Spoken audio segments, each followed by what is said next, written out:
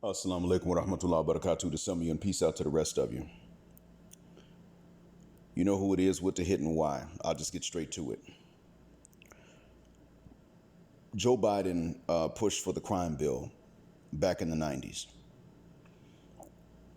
I'm going to tell you what I remember about that crime bill. The Clintons pushed for it. Biden was with it.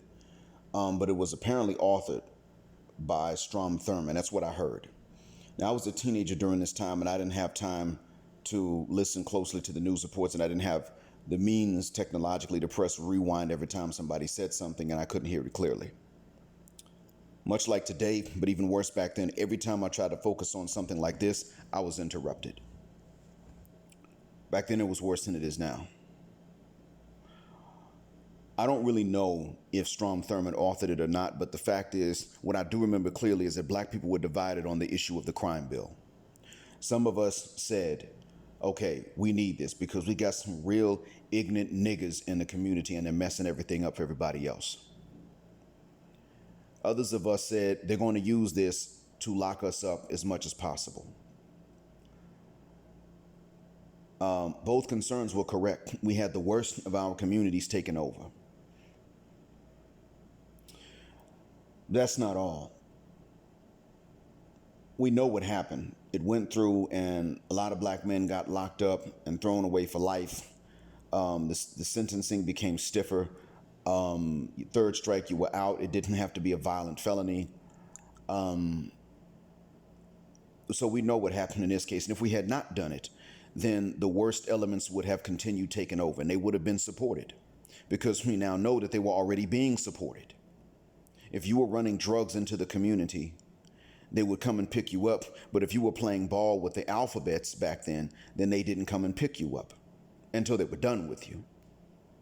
So it was a lose-lose scenario from jump.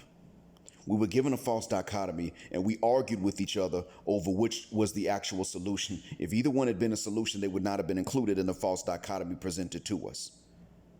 If I had any say-so in a shadow government, and I wanted to oppress a group of people, this is exactly what I would do. Give you dichotomies, make you argue, or sit back while you argue. And I would set it up to where neither one of them was really going to work. There's an image that I saw years ago, and the image is of some gallows where people go to be hanged.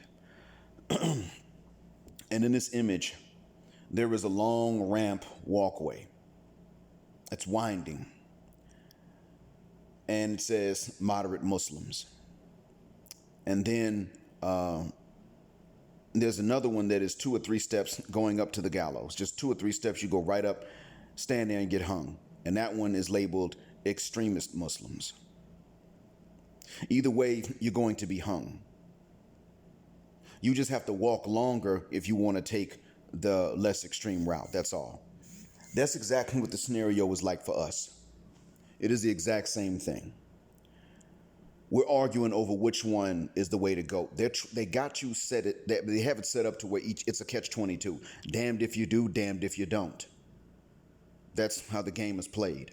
You just haven't figured it out yet. So now you're arguing over whether you're going to put Biden in office or you're going to put Trump. Trump probably is worse than Biden. Biden's still bad. Remember this, black folks, while you're debating over which one to vote for, and I haven't tackled politics a lot in my recordings. But remember, when you're going to debate over which one to vote for, in actuality, it doesn't matter. You see, Ilhan Omar was controversial in her own constituency. Some people said, look, religiously, it doesn't matter who we vote for. We're not supposed to vote for someone to make these rules and these laws that go outside of what we believe. Now, this is her own constituency arguing. Others said, but we need her in there to represent us. Damned if you do, damned if you don't. Guess what it is now?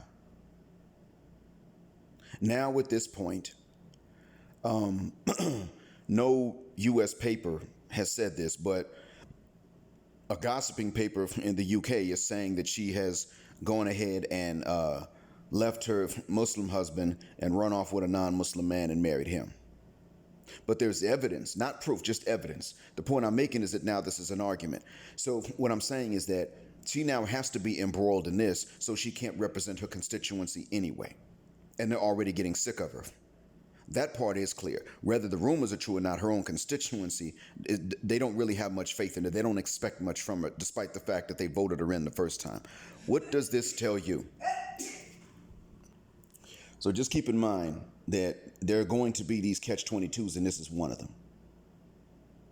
Now you understand why I told you that repatriation is going. I mean, if you're going to get politically involved, you're going to have to repatriate somewhere where you can make money, because money is going to be what rules politics. Politics is ruled by the golden rule. Whoever has the gold makes the rules. So keep that in mind, and stop arguing over false dichotomies. There is no solution, not if you're going to stay where you are. Thanks for listening. The blackest of the black sign and black out. Assalamu alaikum.